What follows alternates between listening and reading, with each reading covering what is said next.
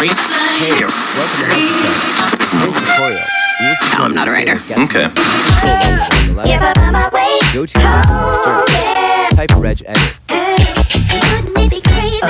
Click on Registry Editor to open it. Expand Hkey-local-machine folder. Go to Software folder. Look for Policies folder. Right-click on it to new key from the list. Name the new folder Google. Right-click on the Google folder. Choose New from the list. Name the new folder Chrome. Go to the right side of the screen. Right-click inside Chrome folder. Choose New DWORD Value from the list. Name the file BrowserGuestModeEnable. Double-click on it to open the file. Set value data to 0. Click OK. Restart your PC.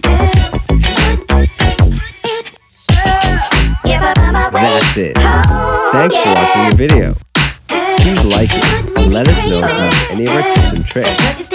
Subscribe to our channel and upload new tutorials every day. See ya!